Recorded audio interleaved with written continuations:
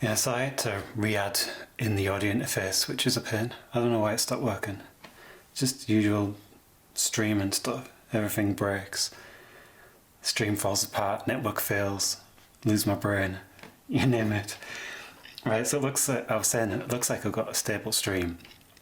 For some reason, whenever I start streaming, network goes crazy, things just break. I don't know why. I was using GPU streaming, switched to software, encoding, sorry. So I've switched to software encoding today to see if it was any better, but it looks like it was unstable for a while. I had 10 seconds where it dropped out completely. At the moment, got no drop packets. And it's been up for 5 minutes, so you never know, it might be okay. You see, I just need to switch the microphone to mono because it's on stereo, so that should be a center channel now. Yeah, because Fubarius, hi, welcome. Because I've just added the audio interface back in, it defaults to stereo, and it's obviously I've only got a mono mic, so I've just switched it back to center. Right. Let's have a look, where were we? So, last time, trying to get the chatbot working. Got TypeScript. Let me think, my train of thought. We're trying to put the TypeScript definitions through TS to Fable, and they were quite complicated. And it's a bit annoying that there were some settings in the actions and events which didn't look like they were going to work. I had a chat with a couple of people on the F#org chat channel, and they told me to try and write them manually because they didn't look like they were going to work properly. So, and also, yeah, Fubarius, it's getting started is the main thing. So I need to stop saying so as well. When I make my YouTube videos, I say so often. I spend half my time cutting it out of all the video segments.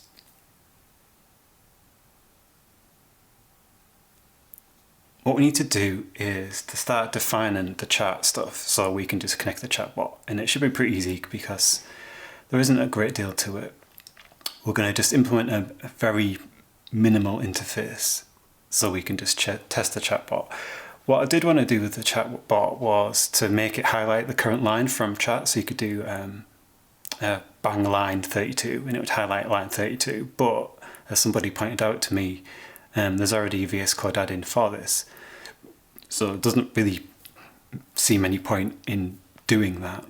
But what we could do is we could make our chatbot say bang type on line 32 column 14 or something like that. I've done something grammatically nice to type into the chat. So then it would display the tooltip, for example. If we said line 12 column 4, it would print in the chat val my button HTML button element. So anybody watching chat would be able to query what was on line 14 or 15 or 12, whatever line anyway. And they would be able to see the type, which wouldn't necessarily be highlighted or might not have a code lens available for it, or they're off screen like this one is. That's interesting. Anyway, what we're going to do is start defining a very simple TypeScript interface definition. So it's been ages since I've done any TypeScript definitions or Fable definitions, so I was really rusty at them. And what I found was, coming from a fresh head, that it was very unidiomatic. Yeah, It was very unsharp, like the way you define them. So I was just going to go through in this stream and start defining something. So I think what we first need to do is, let's have a look. We'll need to type iClient. And if we have a look at this one,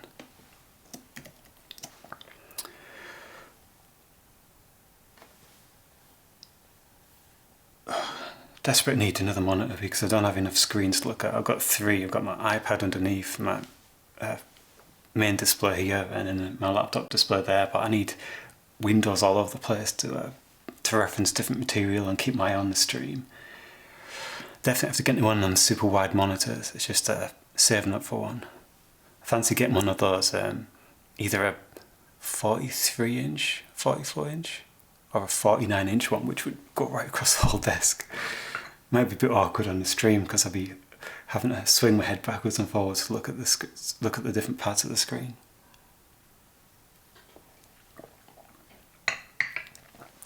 The first thing we're going to look at is connect. So create an interface, iClient. So we'll put that on the left and get rid of that.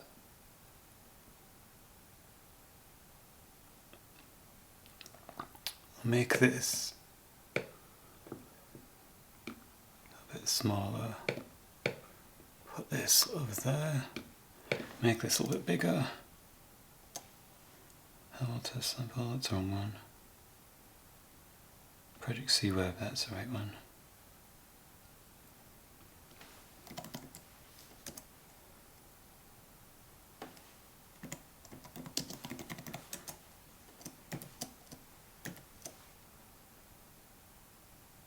Yeah, so it looks like Fable compiler's written now. Leave that in that window there. I've got this one here to type in, I've got this for reference. Right, I'll get started at this.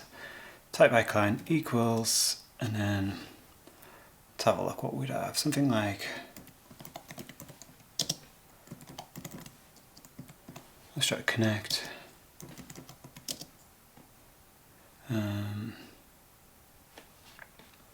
think this, I think connect returns a promise.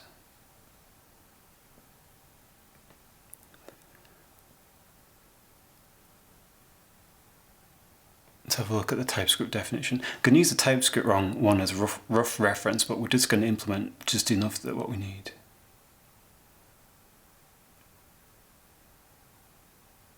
Hi Maxime, thanks for all your help over the last few days to try and get some of this stuff working. It's really just an introduction to writing the bindings, because I know they're not exactly the things that you write all the time, but I just wanted to go through putting together some really simple pieces just so we can test a small part of this, and then I'm going to jump back into starting some of the VS Code implementation we'll need to bring up or extract the tooltip from Ionide so we can then send it back to the chat. The way I see it working is that we'll have a VS Code add-in, it'll start up, it'll connect to the chat, and then it'll wait for an input, and when it gets an input it will then request the tooltip from Ionide and then put the results back in the chat. So it sounds fairly simple. Sounds simple till we start breaking everything. So looking for the connect client base. Doesn't look like there's a connect on that one. What's that thinking of then?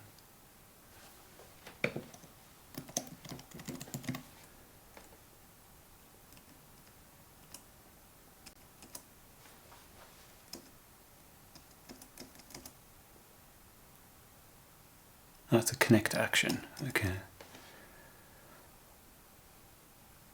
There's like some kind of fancy stuff on the TypeScript definition, but we don't necessarily want to use that. We want to create our own. I only want a very simple wrapper around this. All I need to basically do is connect to the client,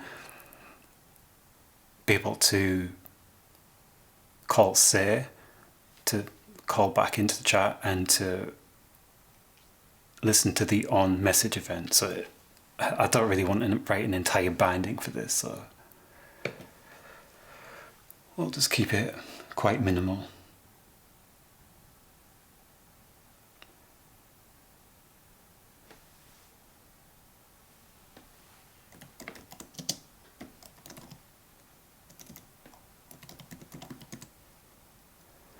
So connect will take a unit, return a promise.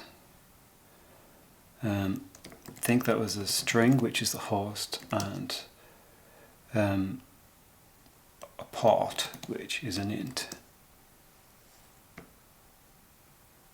I've got the colon here.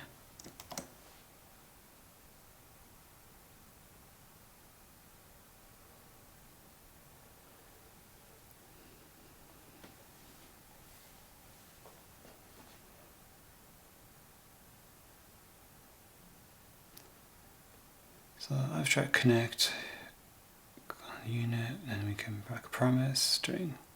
Staff law. I'll get the syntax muddled up all the time. So that's the very simplest part of the client. The other thing that we need to do is whatever the message that we need. If we have a look at some of the other API, we've got this on message, which then returns basically on the client. There's variable on events, and I think there's about 20 or 30 different ones. And the way the TypeScript definition defines it, we end up using this strict event emitter, which has a list of actions and a list of events, and I couldn't quite get my head around it very easily, so I found it easier just to emit exactly what we want to direct. So for instance, bring this back up, on message. So abstract, and we will call this on message. We'll have it specifically typed, and on message we'll take a unit, and it will return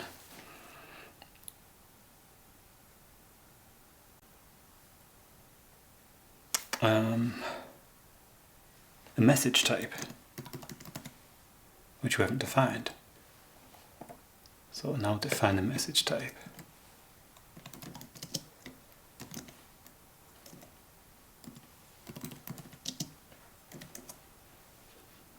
And the message looks like it has a channel tags message and self.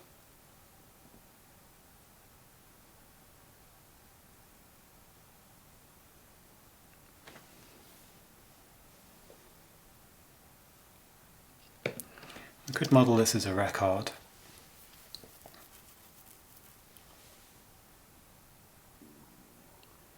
Or we could model it as a nominal type, if any of these fields might be null. I think for now we'll just model it as a record just because it's easy. Channel, which is a string.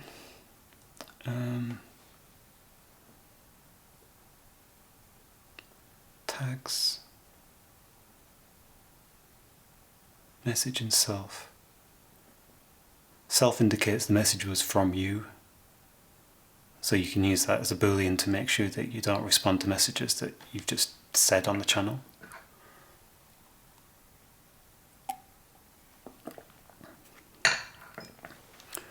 So look at the TypeScript definition for message.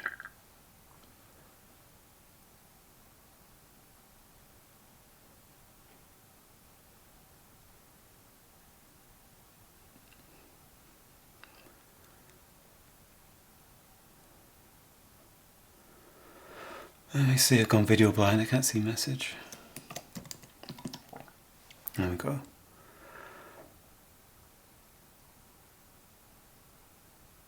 So basically getting a channel, user state, which must be these tags that's described in either part, and the message, and then bool. So what I'll do is, I don't really care about the user state for now, so I'll have the channel, this is a string, we'll have user state,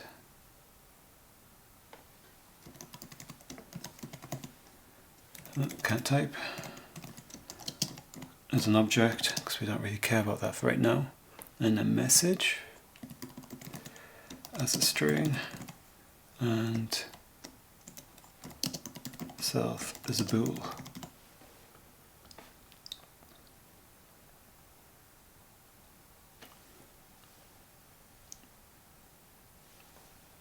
And of course this is, on message would be a function that takes a unit, that returns a message, that returns a unit. So this is our function that will pass into on message. So when a message is received, it gets past that, I think.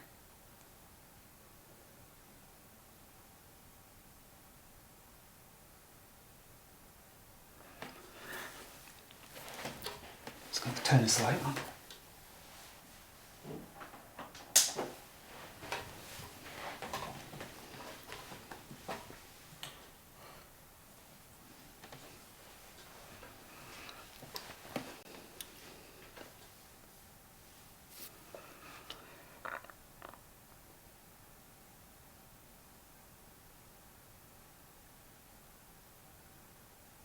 So user state, well yeah, we'll just keep that as an object because we don't really care about what that is. We can always cast it out to another object later, or we can define it as a better type later on.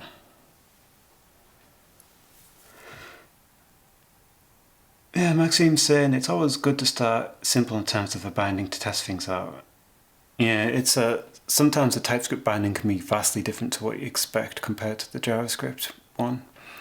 I found this because I'm not a TypeScript expert. I mean, I can hack a bit of TypeScript together, but I'm not very familiar with it. I'm more familiar with JavaScript than TypeScript. And Fubari says, in a client base, the on takes in any for the listener. I think the message is a string, but the on message should take a function taking a tuple of the things. Yeah, that's what I've just done, because it's on message.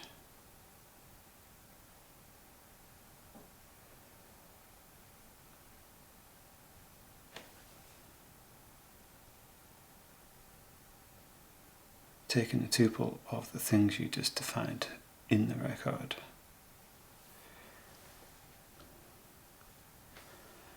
Have a look. So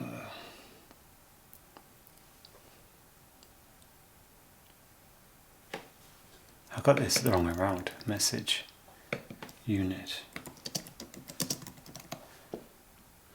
So it takes a function which returns nothing, and the whole thing returns unit.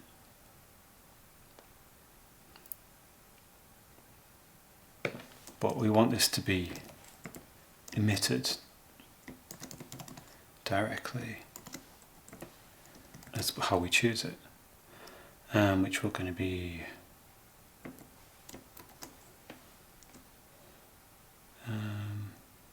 $0 on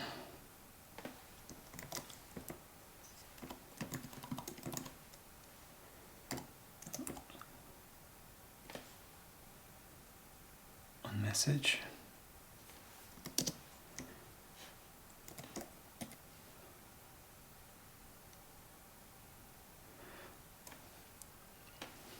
So I think that should work for the on message.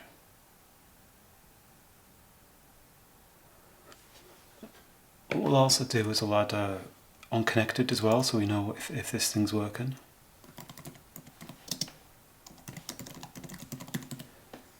That's probably all that we're going to need. On connected, I think it returns host and the port.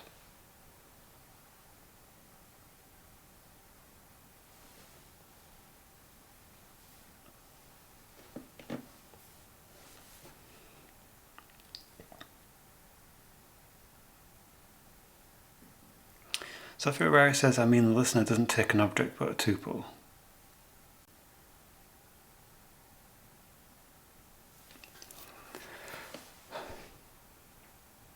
I think on message returns, does it return the tuple? Or would our record map back to that anyway? Or we can see later on if it blows up, we can convert it back into a tuple anyway, so it's no biggie.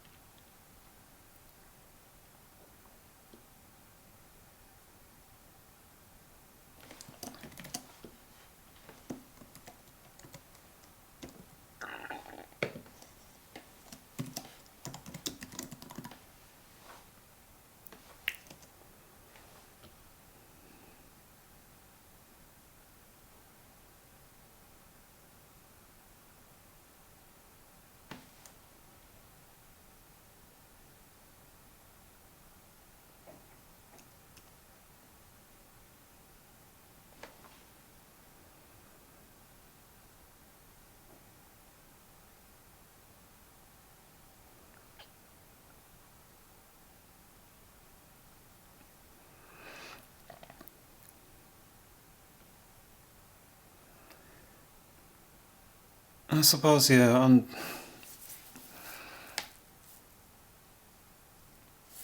with the TypeScript bindings in F#, it becomes an event with event.message, which is a tuple. Tuple of a string, channel user state, channel state.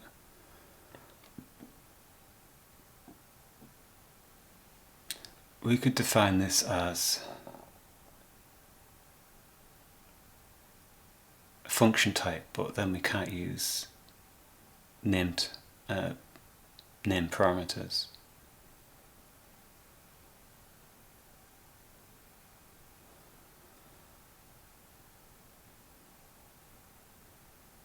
Yeah, Maxime, I know what you mean. I'm just thinking why I can't have one of these.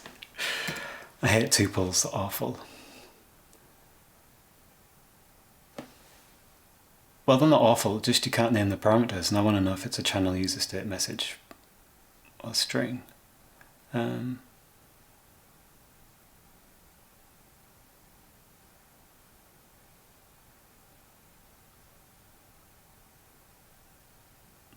Because we'd have to define this as string star object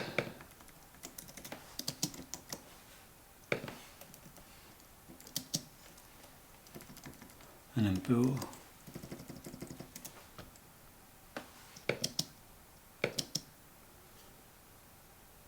And that's Fibera says you can name it if you put it in line.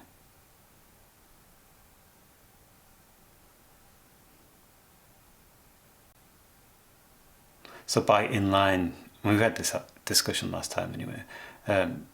What do you mean by inline? Like actually having it in here.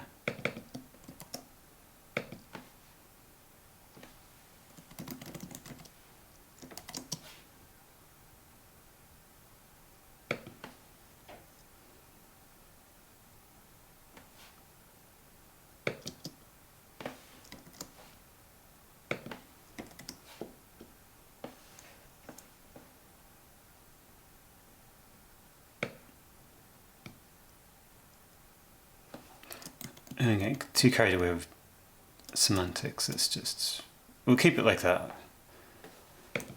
just to try it out. Not really that concerned. Unconnected will be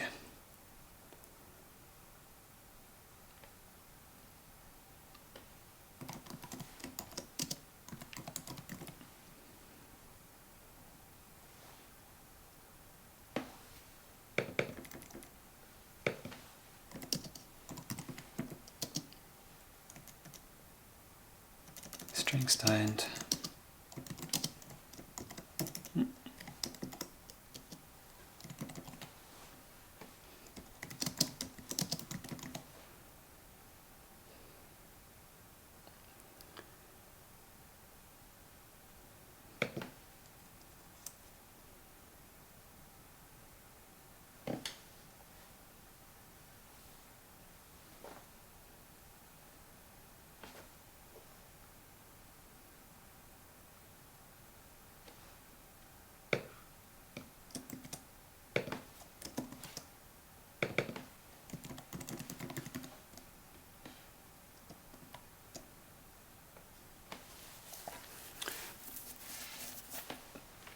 So let's connect on message. I'll disperse these out a bit so clearer to see. So I think we need much more than that actually, but we do need the ability to construct it, which would need type, an abstract client,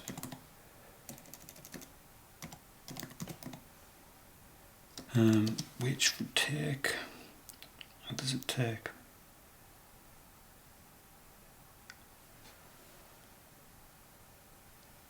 An iClient options, which we'll define, and it returns an iClient.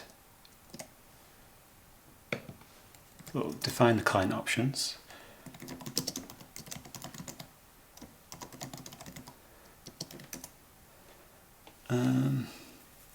This is where I can't remember my syntax.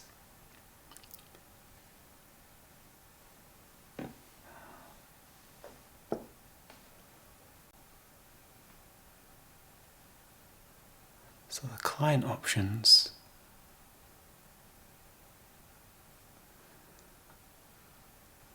the ones we really care about are these anyway. So I'll shove these up here and then we'll see about slotting them in.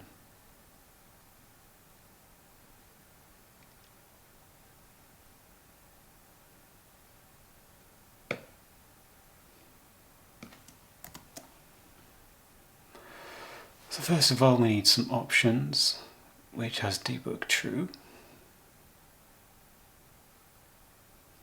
We could model these with an anonymous record if we wanted to, but as Maxima will remind me, some of the settings might possibly be empty. So member file options.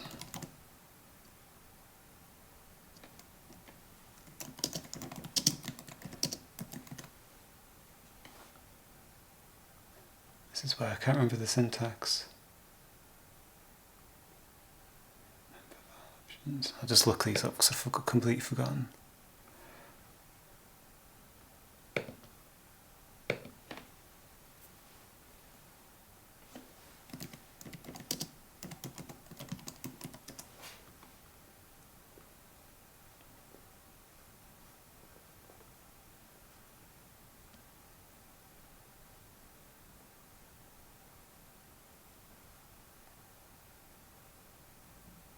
That's abstract, isn't it, this way?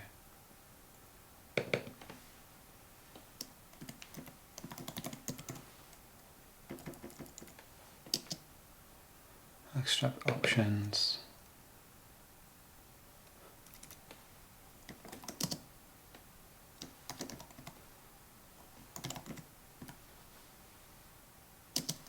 Get set.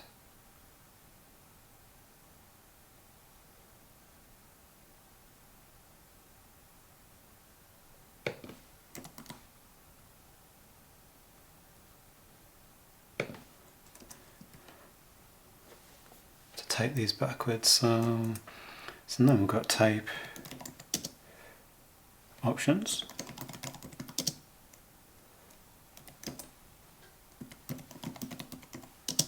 What kind of type? Abstract. debug.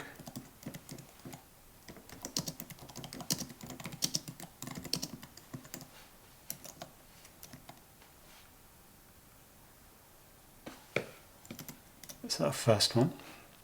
And then we connection, skew and reconnect.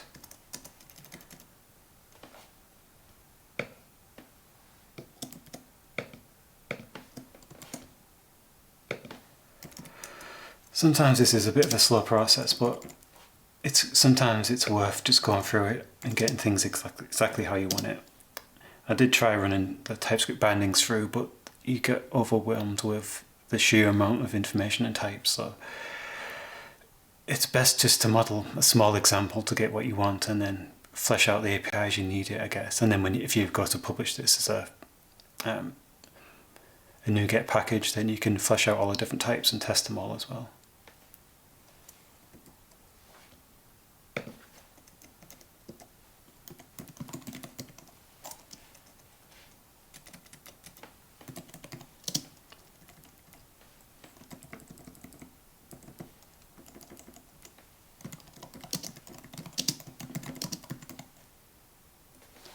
Bool.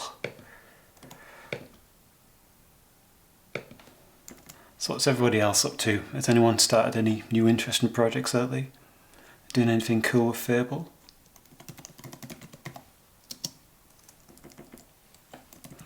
What I was thinking of doing is do some streaming about Myriad, about the code generation. I wondered if anybody would find that interesting.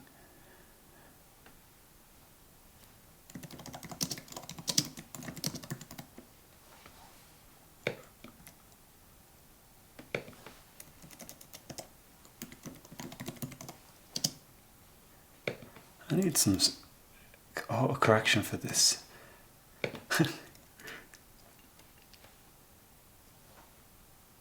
Oh, right, I'm just going to lowercase all these because I don't care. I need to keep them consistent. Connection is a connection.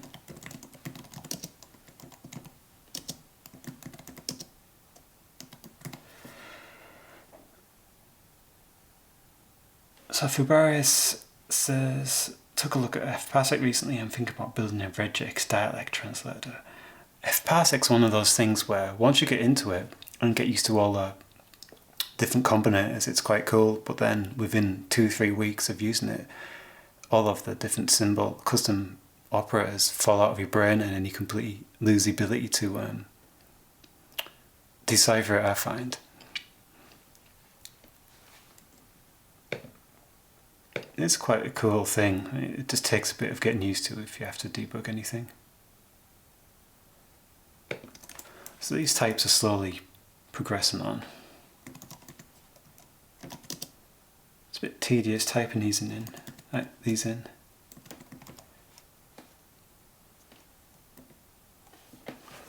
Chris is working on a new scaffold. Because we clearly need another one. Yeah, you can't have enough scaffolding.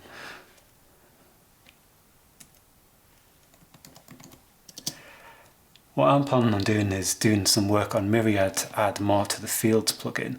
So I don't know if you're familiar with OCaml, but OCaml has a PPX extension where you can.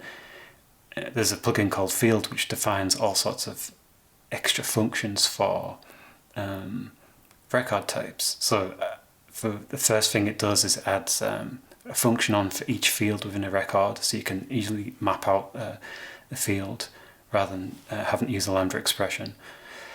And then there's all sorts of lens wrappers and functions to convert the record into a tuple and all those kind of things. So I was going to start fleshing out some of those as part of the Fields plugin to make Myriad a bit more feasible. I mean, there's a lot of plugins that come with OCaml's. I forgot the actual name of it now. What's it called?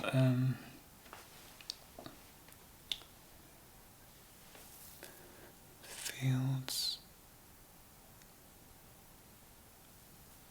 Deriving Fields plugin. PPX deriving. Yeah, that's what it's called. So there's a whole host of different functions on there. So some of them will be really useful for F# because you tend to have to write some boilerplate functions over and over again. So adding some of those in might make it a bit easier.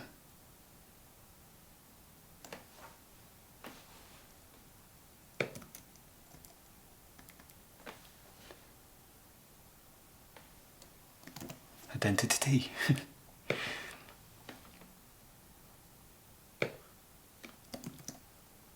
I can't be bothered to type it in.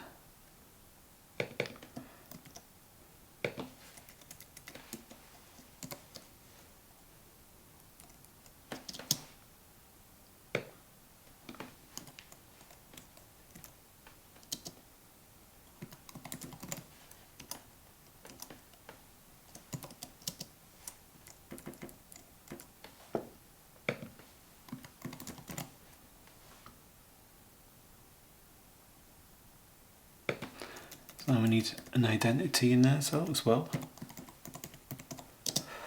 Exact identity. Identity.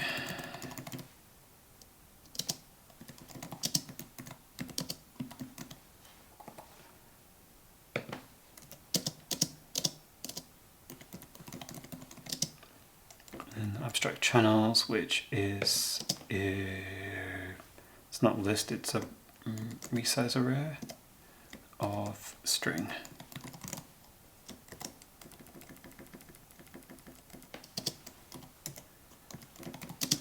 With a get and set.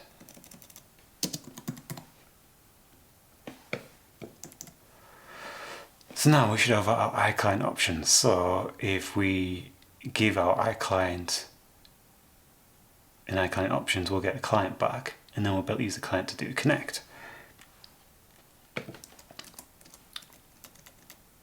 So to do that, let's check the chat. February says, and maybe it could also become a regex type provider to get capture groups out in a safe way.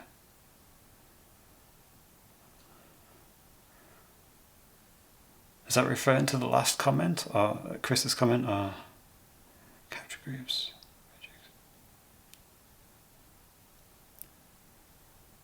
I know there is a regex type provider, I think I've only used it once.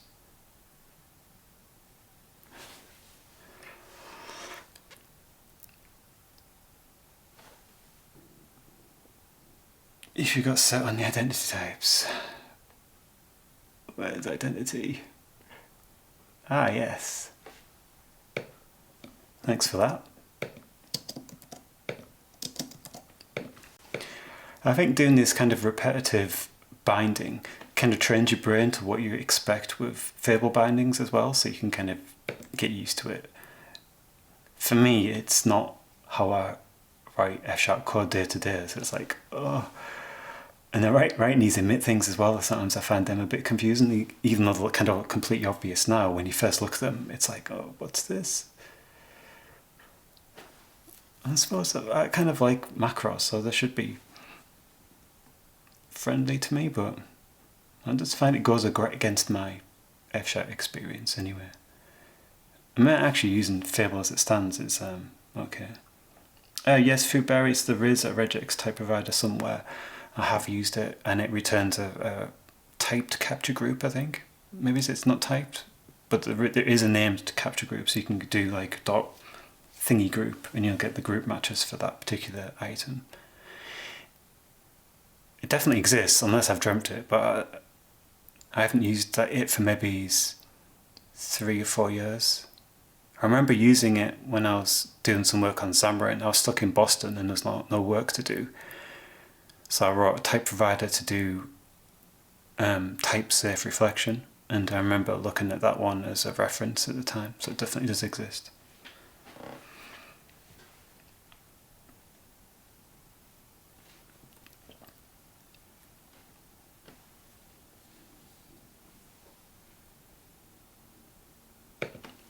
So this guy here, I think we need to do custom emit for that.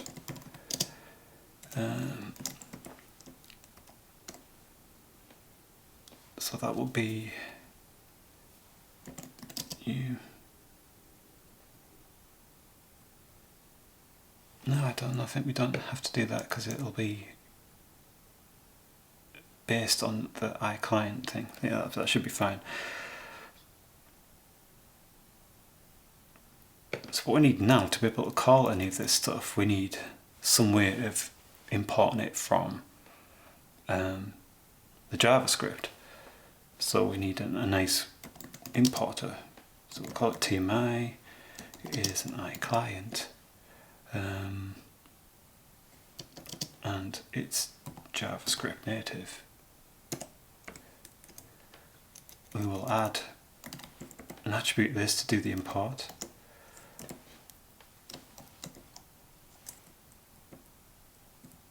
Import default. I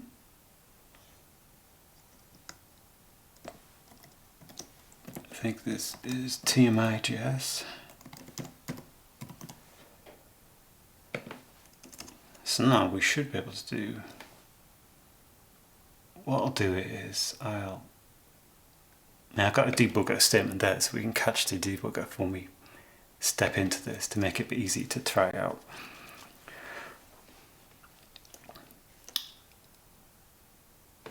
So you should do TMI dot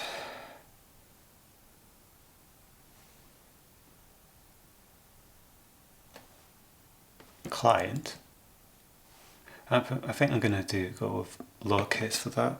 I know it exports both in the JavaScript binding, but we'll keep it. I suppose it's uppercase there. I prefer lower at this point.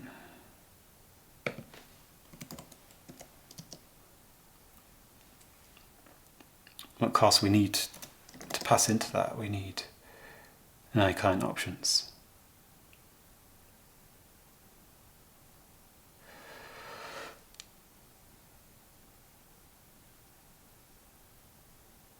You probably want to create a different type because you need a client to create a client, but we don't need a client to create a client. We need a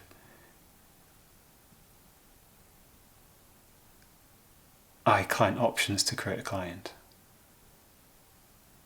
Because when we pass in iClient options here, we get back an iClient. So this should allow us to build a client as long as we've got an iClient options. If that makes any sense. But we do need to build an iClient options now.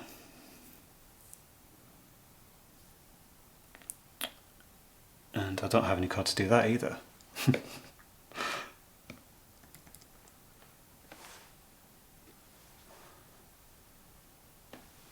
So iClient options, well actually we'll just create a function here.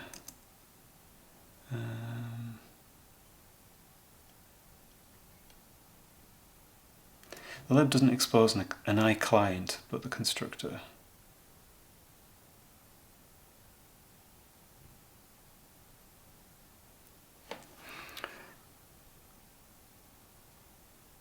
Yeah, the lib has a constructor which takes the iClient options. I just want to do this the easiest possible way right now, because it's a lot of different types just to log into a chatbot.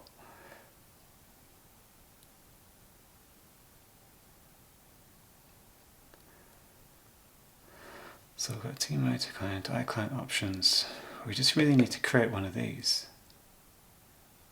which is a type with 4 pieces on it. Options, connection, identity, and channels. My brain has gone blank and I can't remember how to do this now. Icon options, so this is where I think Fable bindings get really confusing. You kind of get into a situation where it's not obvious how to create the types. It just kind of doesn't feel nice.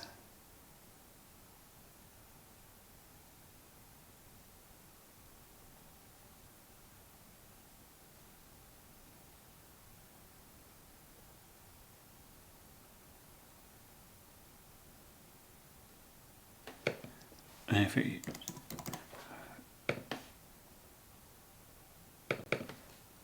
not nullable anyway.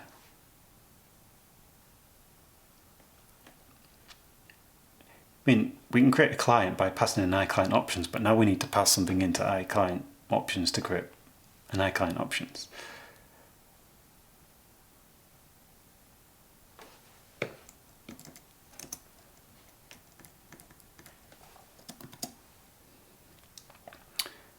So what would be a nice way of doing that?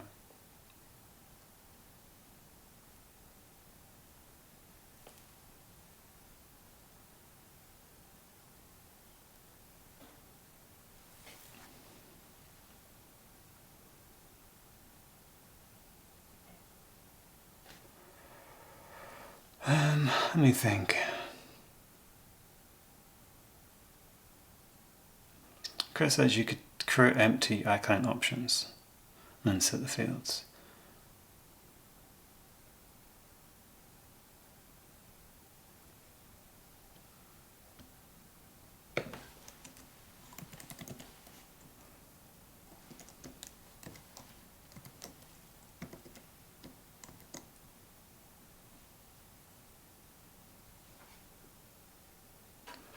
Maxime says iClient options is just a JavaScript object, so you build it using JS options or create empty.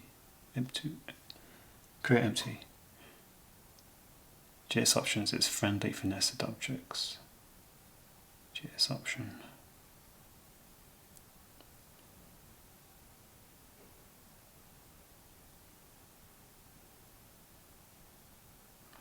Fubarius says there are these record-like literals inherent from a class. Maybe that could make it easier to type if you want to stick with the interfaces. I mean, we could do something like... Now, the problem is that the client, we're calling the constructor here, passing in the iClient options like it does in JavaScript, but there's no way to create this object easily with that without something like this.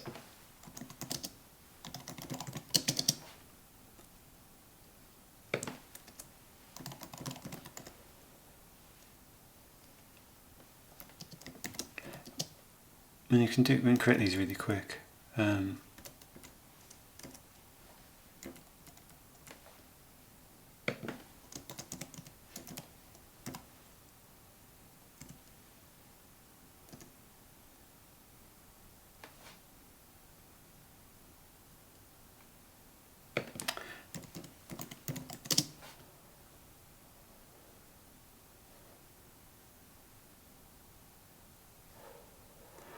String array.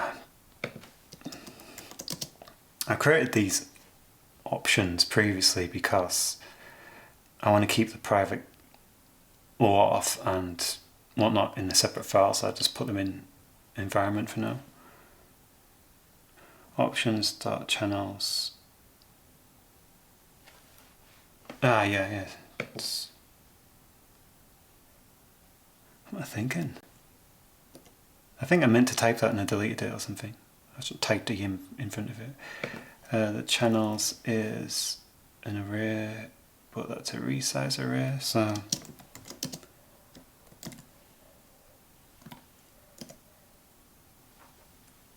that should get in. So we've got options, connection is secure, reconnect.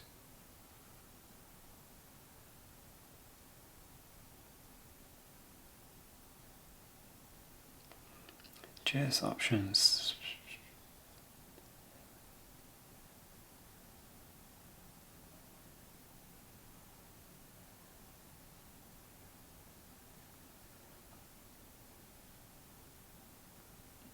I'll have a look at this JS options then.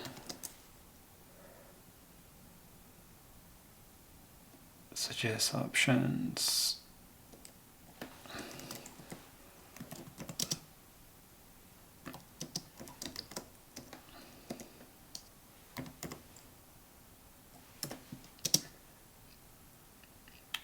So this has to be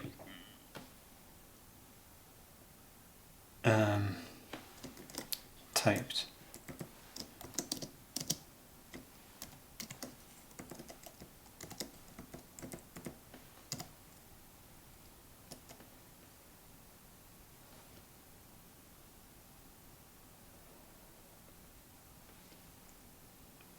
So this is used the same, it's just I'm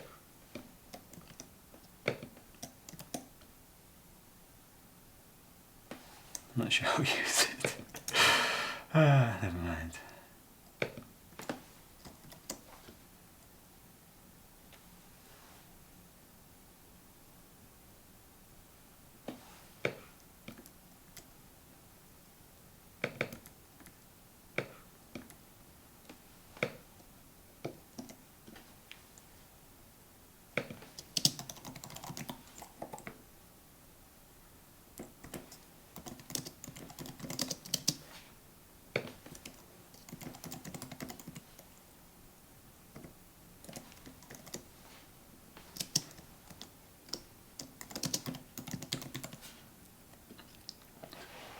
Technically that would do something, but not enough to get us going really.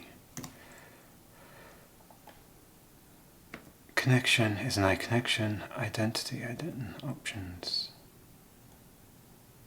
I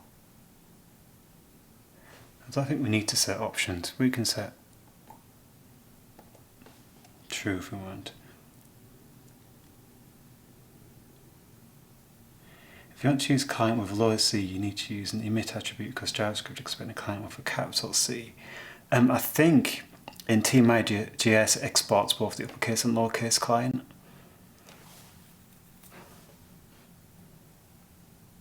But I may be wrong.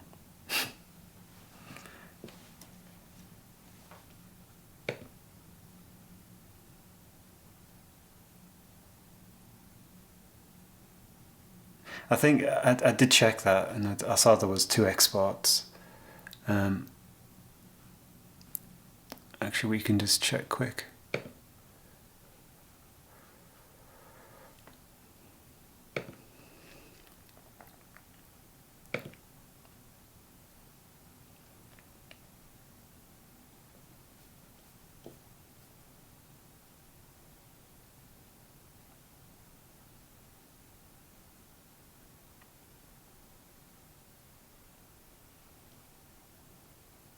I think it's in the API.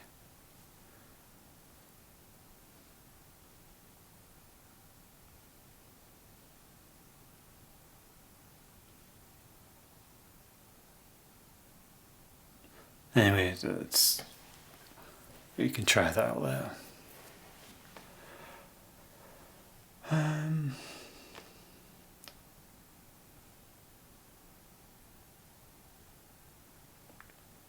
Just checking the stream quality. It's been pretty much rock solid 4K for the last hour, which is pretty good. I mean, I've got it set to 4,200 kbs.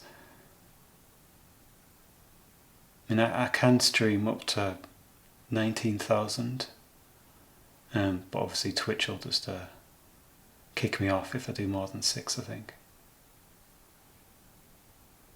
But 4 seems to be working not too bad. I think the quality of the encoder is a lot better with the software encoder rather than the GPU encoder, because the GPU encoder is variable bitrate, so you get spikes at like 7K sometimes. And then when I move the mouse quick or scroll the screen, you get the deblocking isn't as good. So channels, and then we've got connection. So then we'd need to make a connection, which would be another JS options.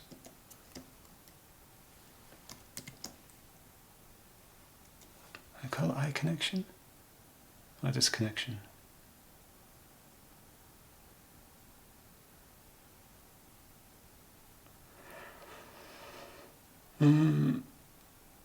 Ferrari says index.js is in the root, but yes, it does expose both. Yeah, I thought I saw it somewhere. I just didn't want to mess about looking for it for a long time. I think we'll just create. I'll just keep them as they are. I think it should all be I options, I connection, I identity, and so on. I think that's how the TypeScript bindings come out. Badges, command state, user notice, blah blah blah. There's too many types in here. Submitted, room state, options. No, it's just a normal type. Options, an option of options, option connections, option identity, channels, and a logger. I like this option.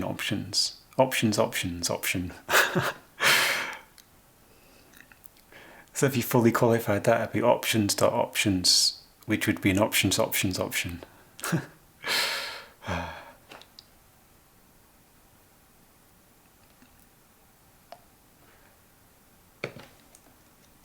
this would be connection.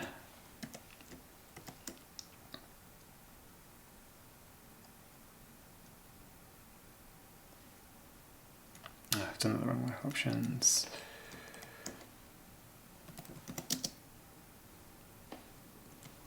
Call it C.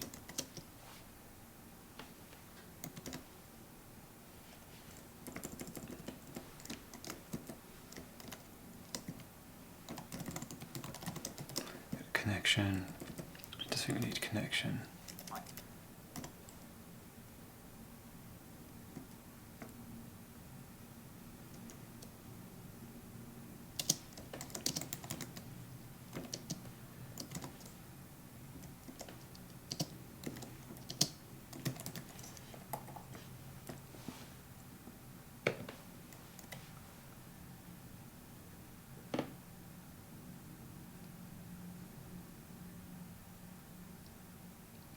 Yeah, TS to Fable does that when there are nested types, so the only ones are basically anonymous and uses the property names. Yeah, I think that TS bindings are kind of useful, but I think it's quite common parlance to wrap them into a nicer F# API.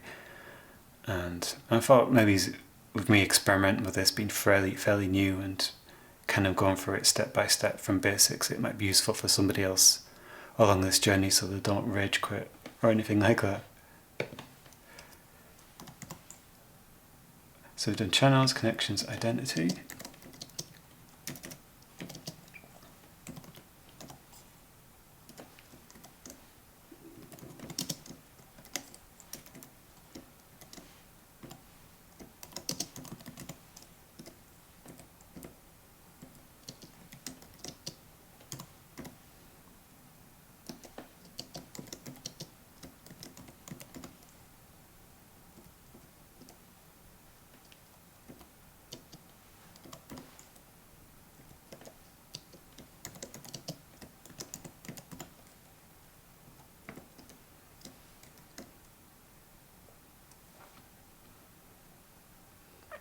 It's a bit bigger. And I think the last one is channels, connections, identity, options. I think there's many options on this.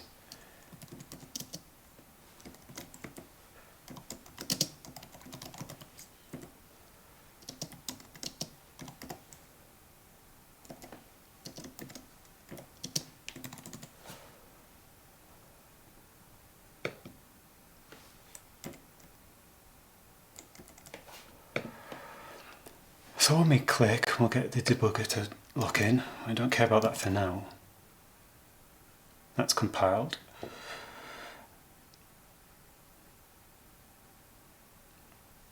So Fubari says, absolutely, Fable has a key value list function that you might have to check out after for a more F-sharpy feel. Yeah, this act of creating the JavaScript objects is where the true impedance mismatch comes in, I think. That's the bit that I struggle with. Using F# is fine, screwing about the compiler types, metaprogramming, everything's fine. You get to creating some weird JavaScript objects and it's kind of, your world falls apart because it's completely different to use. It takes you a while to get your head around. So I think that should connect. And if we go through in a debugger, I'll launch Chrome. And bring this guy up here. And this is just our default template that Maxime kindly created last week, or earlier this week. I forget when it was. And if we bring up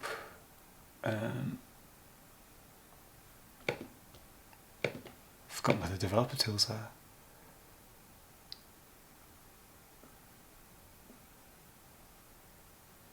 Oh, where have they gone?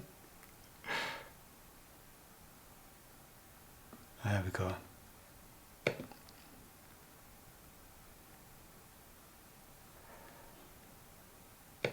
So we've got our developer tools, and if we click join F dev, apparently that's connected. So if I now look in the chat channel, do we have the client yet?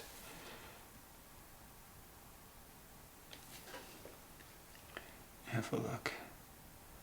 Can't see a F# chat user in the list of users yet.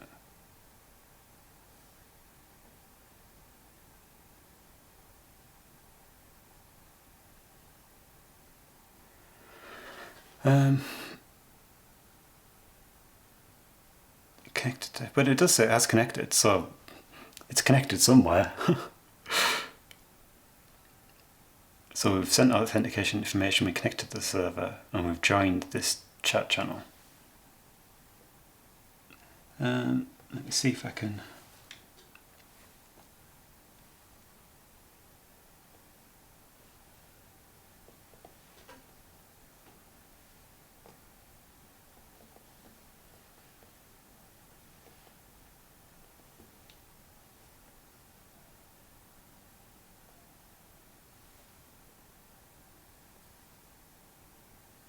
I don't know whether it's actually logged into the chat or not.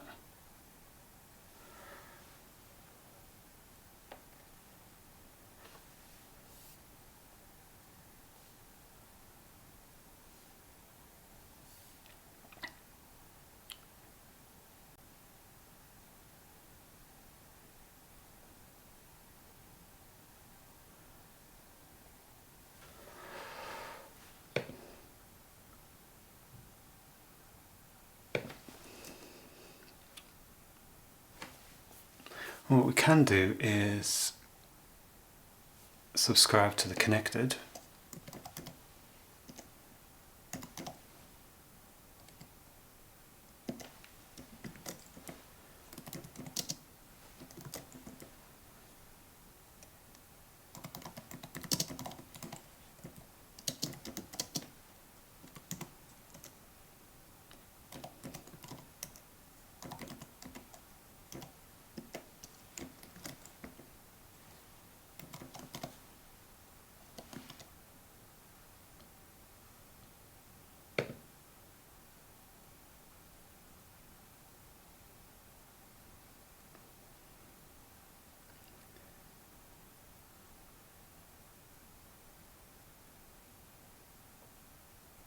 So what did I just print out at the host?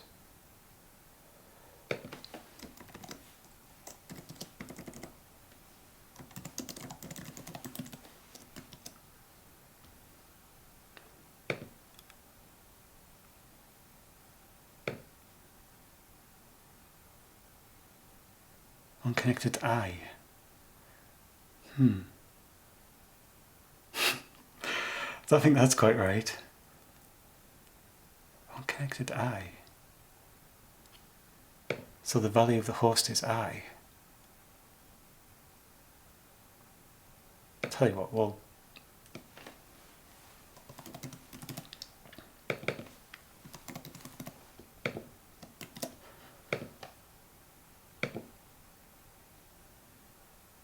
so unconnected as an IRC. Yeah, that's the right channel. So why is my definition for unconnected returning an I? string int unit.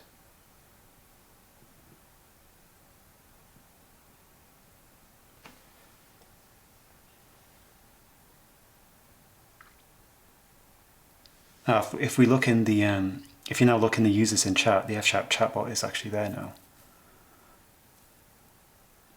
So it definitely has joined, and it's actually a moderator as well. So that's quite cool. So we've done one thing. We've actually built a minimal Fable binding. We can connect to the chat, and the only thing we have to do now is implement a method to actually respond to a message. So we need to subscribe to the on message. Actually, we can do that now. If we subscribe to on message, that would give us that part. So Maxime, if you're still watching, why does the onConnected return an I for the connected host when we've got string start int for the properties? Is it because that's a float? Does that make any difference? It only looks like we're getting one object back from that.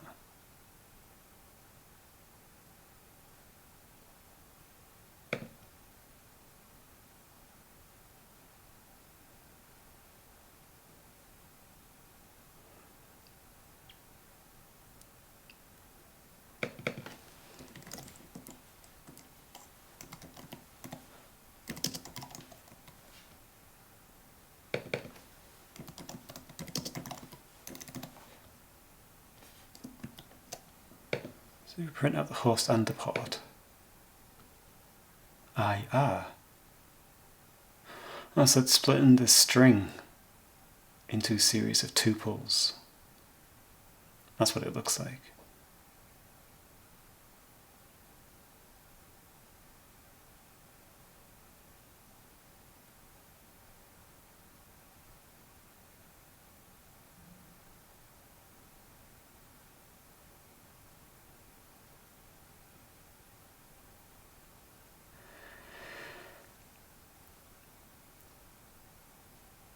It's interesting how the chatbot actually echoes the messages that are sent in the chat as well, so I can see that on the info screen on the chat client.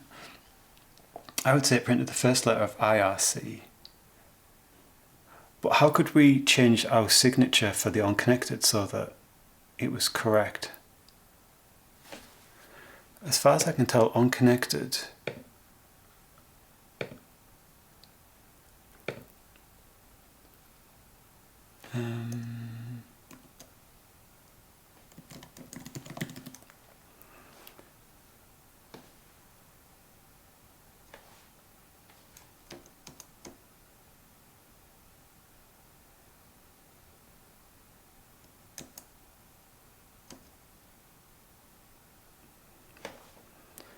so connected, we get back this server, this port.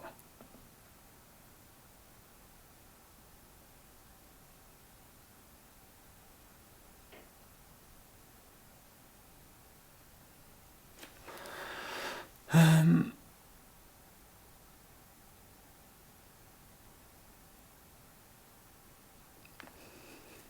mean, it doesn't really matter at this point because it's just curious. We should really try and get that right at some point. This .mid's connected, promise connect, this server, this port. And in their example,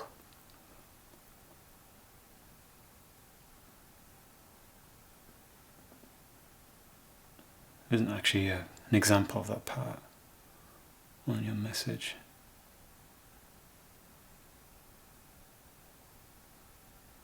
And for barrier search, you can try looking at the JS. Yeah, it's as far as I can tell, this would be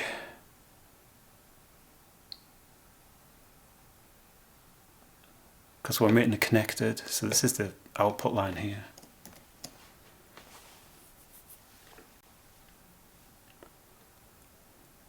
Could Try to debug the JS. Yeah.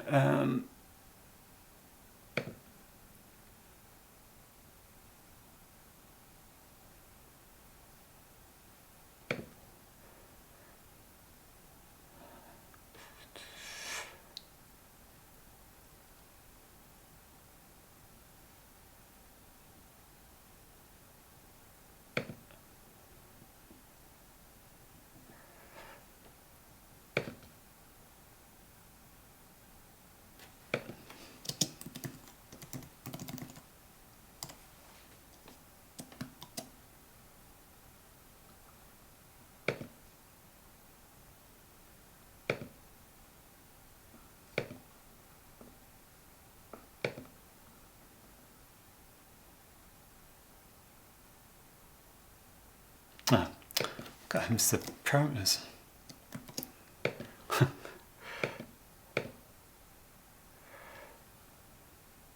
See, there's a discrepancy between where I put the breakpoint and where it says it is in the code. So it's out by however many lines. It's at least 20 odd lines out.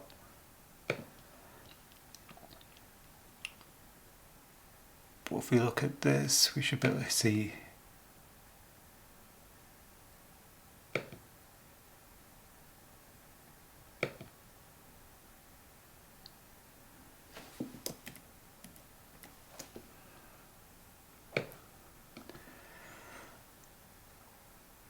this server, which is that part of 443.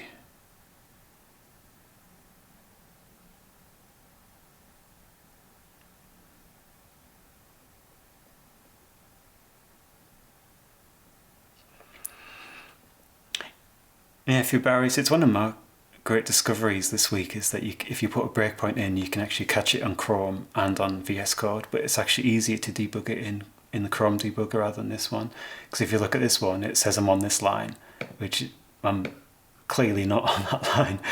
But then all the local variables will show you exactly what's there. I mean, it does say tuple darg, and that's the full. It looks like it's breaking this down into the number of characters per the tuple darg. But technically, so shouldn't this return?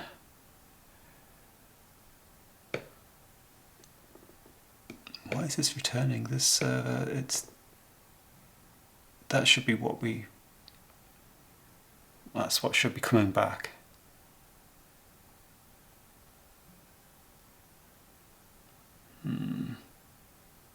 Is it because it's an array? I don't know.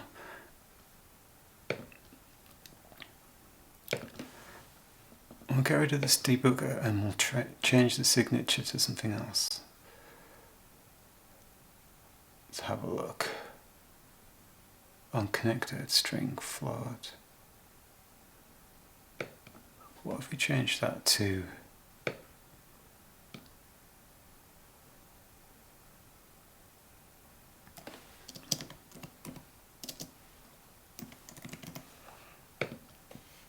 object array?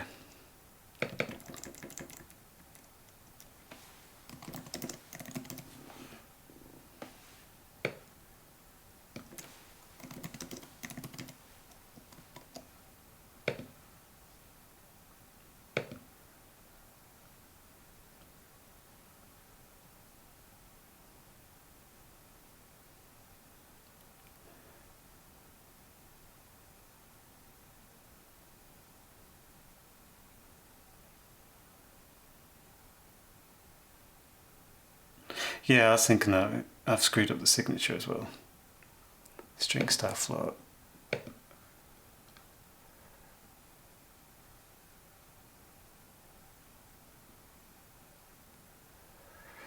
Let me see where that is.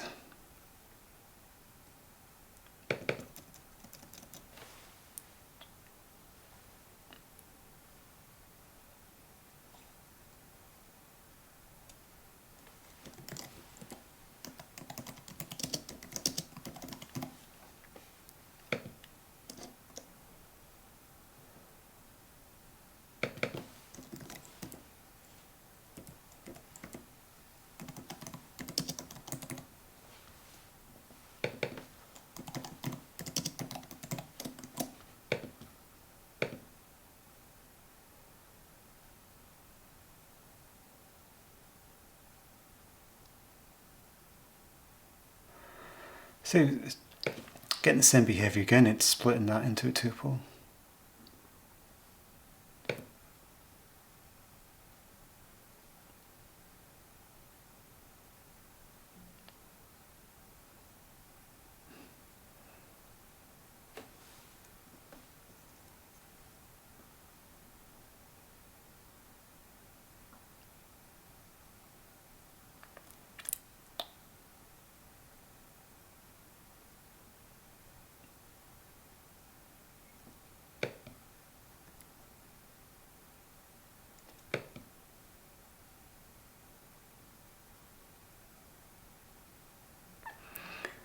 It's just so hard to help people on stream because you don't have the code and I don't want to flood. I mean, feel free to help with this one because it's I think a lot of people are interested in developing Fable bindings, but they find it quite difficult.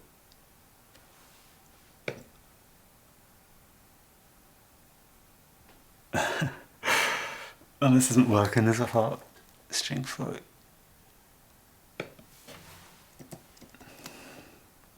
And this doesn't make any difference. One connector takes a function which takes a string and a float and returns a unit.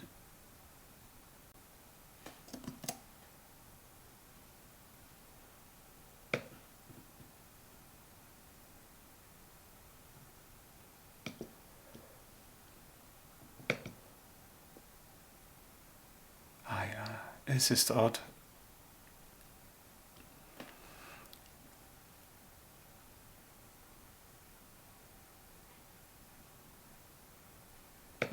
And that is what? That's just a tuple of a server and the port. The port being a float that's truncated to an integer effectively.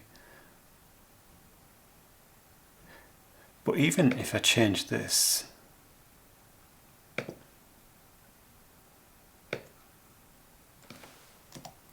to an object,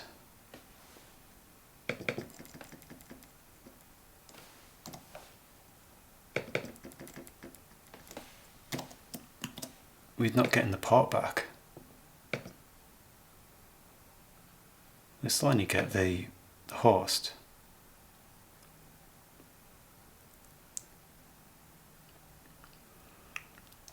So Maxime says, the problem here is a tuple. I mean, Fable think that you can ask a tuple, so it generates a thing like arg1 equals tuple 0, arg2 equals tuple, and that's where we get the first letter. But how can we change this so we get the host and the port?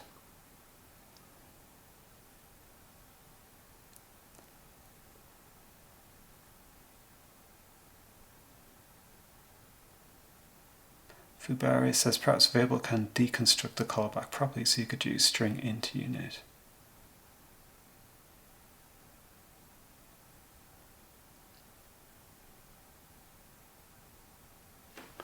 I'll try what Fubari suggested. Where's...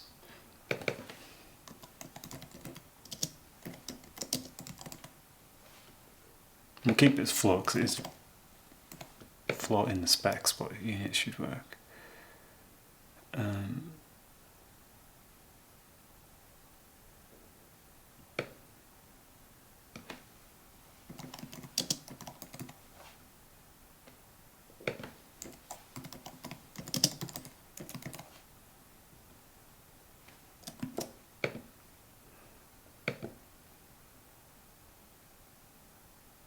Yay. Yeah, we have to construct that as a function rather than as a tuple, which is odd. But that worked. Oh well, it's I learnt something new anyway in this stream. Cool. It's kind of interesting I'm getting the chat in the debug console as well, so I can see it on my screen. So Maxime says the tuple arg is coming from Fable because the call is written in Fable. Yeah.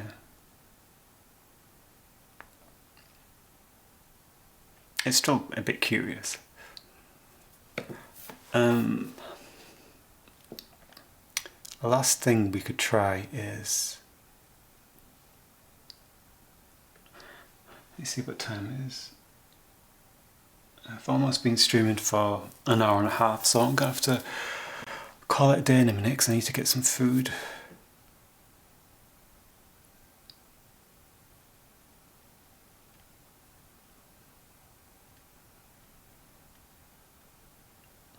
Function, here you have a tuple. Well, if you do fun hotspot, that's a function.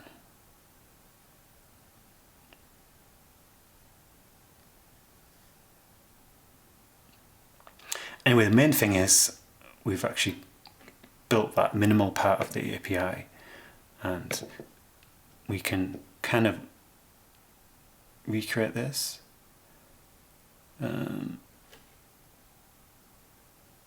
Let's quickly try to do onMessage.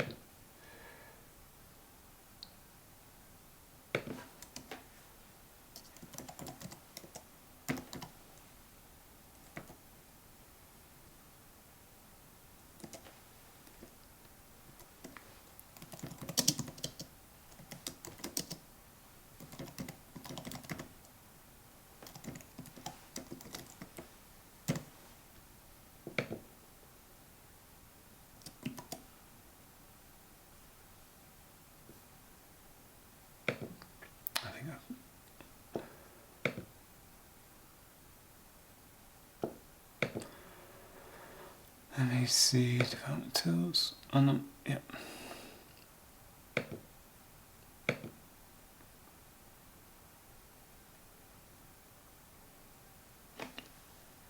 Now if we try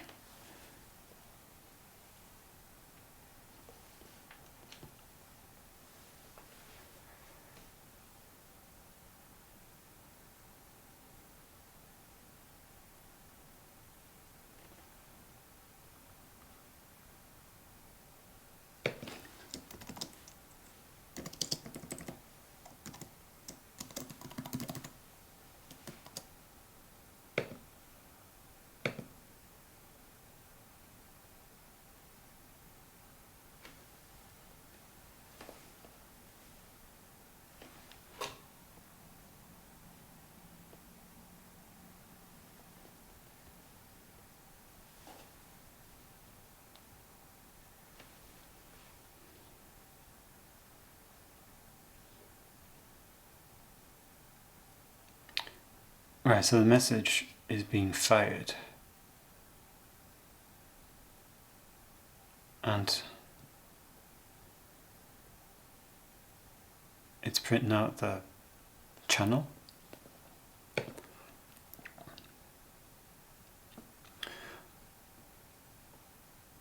Oh, so this is going to be the same thing again. We've got string, object, string, bool, but it isn't, it's string, object,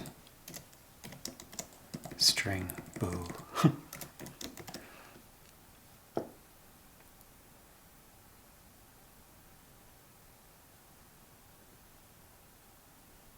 Is that right? Message is string, object, string, bool.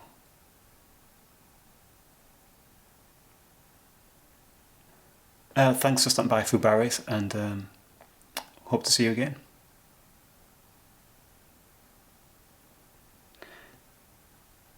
And Maxine says the first argument is the channel name, that's why it's hash set f#def, yeah. But we're using this message as the argument into the callback.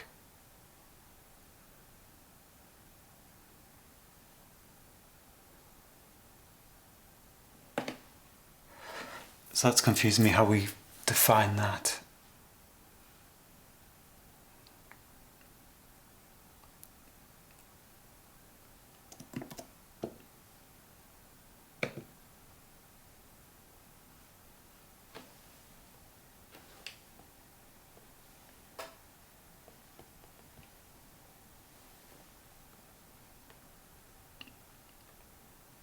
Yeah, it's broke. So on message, if this was actually defined as unconnected, where we've got all our inline parameters, I think it would work the same as unconnected, but because we're defining message as this function type, It's kind of screwing it up.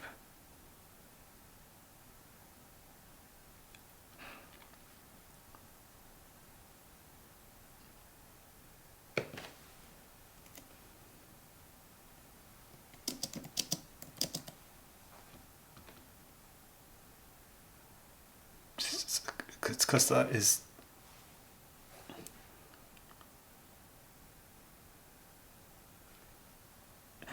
So Chris, did you mean define that on message or actually on message on this part? If we do it on this part, I think it will work, but because I've used it as a function type there, it's kind of not working.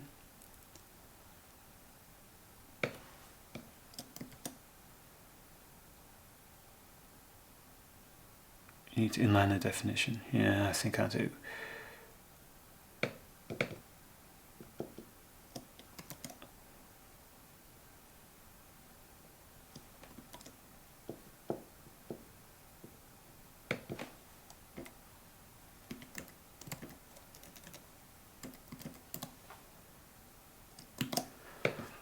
I reckon this will work.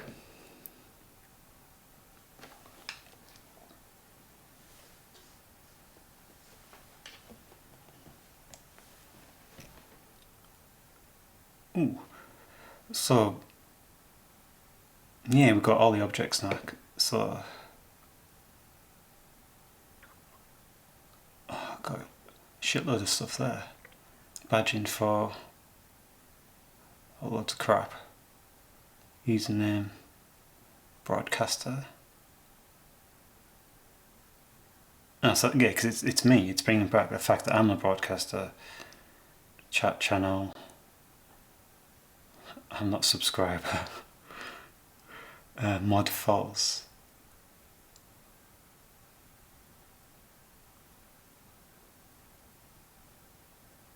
Info. Let's switch this to.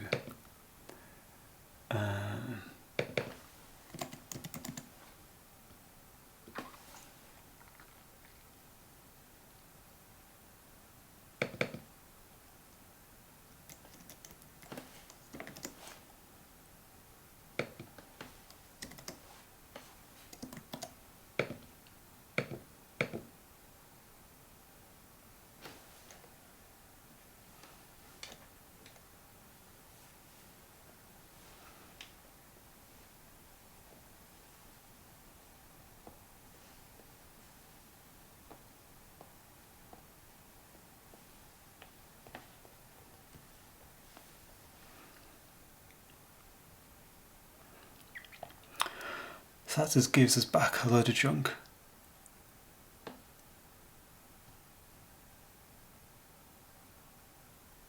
But effectively it gives us back all the information anyway. It's I find that definition of is slightly strange. I guess it is. That's inline. It makes sense, but it'd be nice to have it external with named parameters.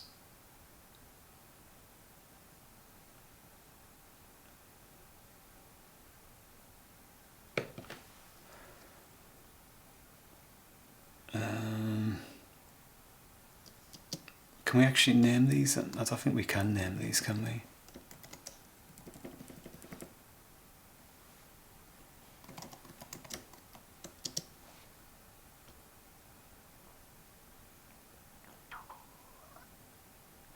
Well, you can have it. Well, you can have name parameters, but we'll probably need black magic, yeah.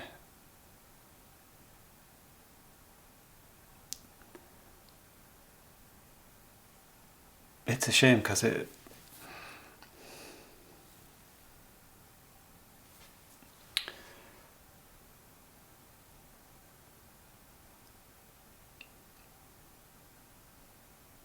a pity it can't be wrapped back with a single case discriminated union.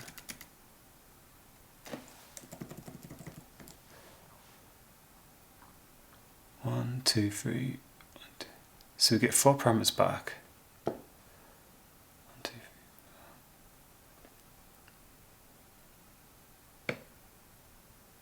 And when you use table, it kind of goes a bit weird with this.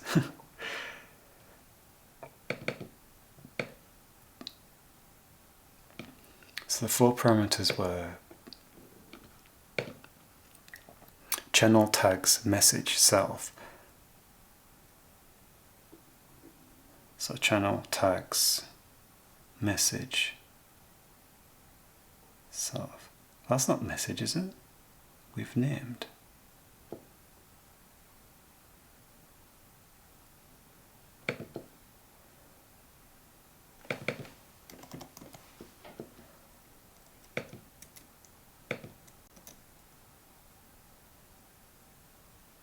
Alright, the last message.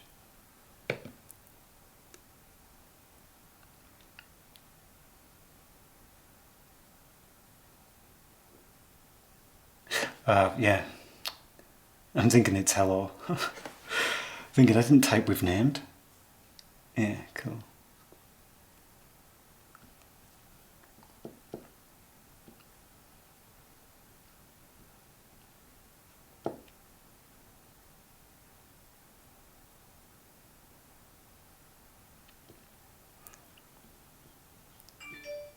I didn't actually see these scroll.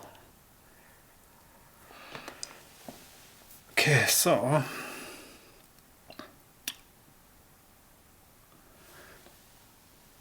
didn't cover as much ground as I wanted, but we've done a fair bit. We've got a basic Fable definition done.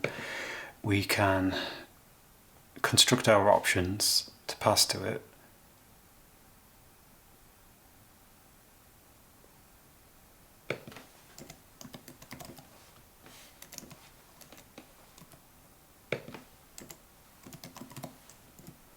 Host tags, what was the other thing? Host tags message self.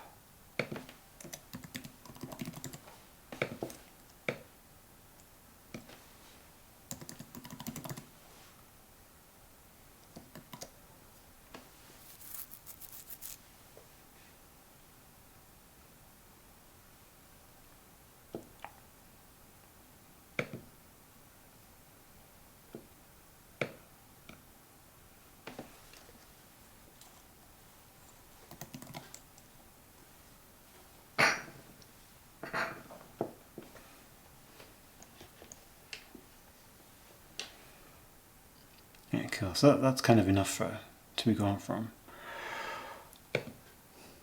And I'll stop that debugging for now.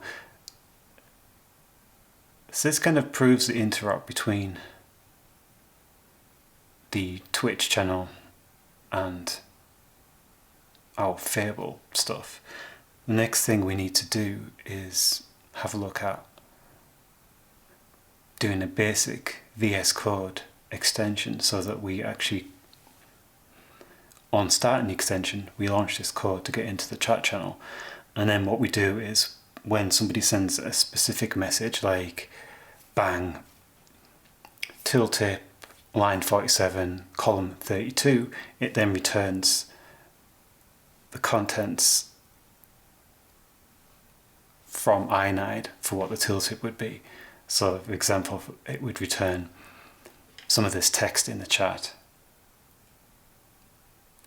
It might be a bit long to put some of the stuff in there, but like those kind of definitions are probably easy to get into the chat. So if someone say what's the tooltip at line 39 column 4, then you'd get back val tmi colon iClient. I think that'd be quite a cool thing, but we're gonna have to wait till next time to do that because I need to wrap up and get some food. So thanks for tuning in, and I will see you in the next stream. Thanks a lot.